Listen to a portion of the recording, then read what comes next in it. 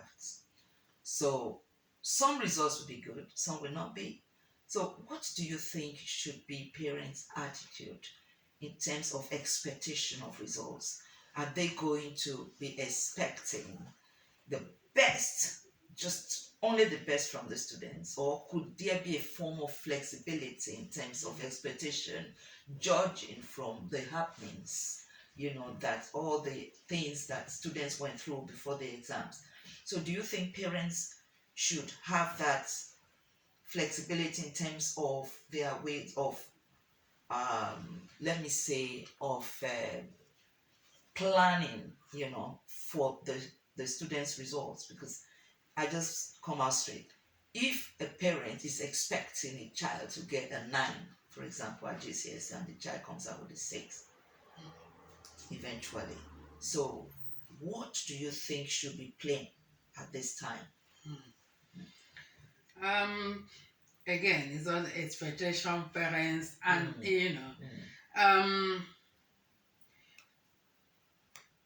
if a parent has really been working with their children, like again we say, these are unusual situations we are facing. But if you've invested in your child's learning and schooling throughout these years, you followed through what they have been doing. I believe that people should have a good idea of their children's capability, but sometimes we parents tend to have, I don't want to get wrong here, but there are some parents who have a higher than realistic expectation of their children. I'm a teacher, so and I see sometimes. What do you have to tell? I mean, let's get this straight. It is the child who has been to the school. It is the child that has done the learning with the support of the teachers and the parents. So I think it is really the expectation of the child that should come first, rather than the expectation of the parents. Obviously, we are parents. Every parent expects the child, would hope that the child will do very well and get to that highest grade. Okay, but if it doesn't happen, yes, then that is where you do your job as a parent. So what should parents do? And that's your job as a parent, is first of all to make sure that you look after your child's welfare first. Because it isn't you who wrote that. It isn't you who has that feeling of failure. If it's a failure, it is the child. And so something you've just said now that resonated very well with me is look after your child first. Yes. Because children react differently.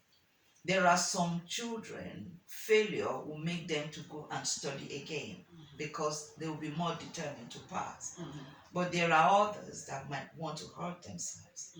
So whatever, especially when you don't know how your child, especially if it's your first child, is the first time GCSE is being done in your house. So you don't know what that child will do.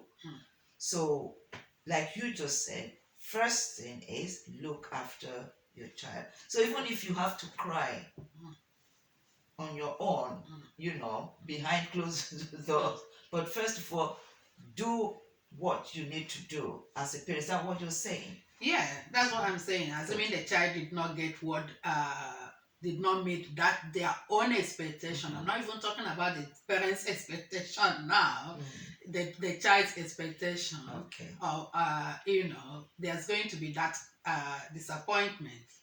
But then all is not lost, because all this grade 9 we talk about, the way that it was actually devised is that grade 9 is the top grade.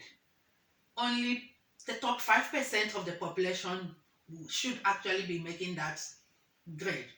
So before you're expecting your child to get that, is your child in that realistically? Is your child in that top 5-10% of the children in the nation? If they are, well and good. That's what every parent wants, and that's what every child wants. And there is one thing I know, sorry to cut you, there's one thing I know about this system here. There is a place for every child. Good. There is no way a child would be completely out of his or her place. Yeah. So if one place doesn't go well, there is another. So it's left for parents to find out which one goes with your child. Yeah. Success does not start and end with grade 9 and grade 8. Like we said, if you've made your choices, assuming we're talking about GCSE now, you would have chosen your school. If for one reason your grade does not meet the target of that school and they don't offer you a place, look for another one. You can go to your second choice school.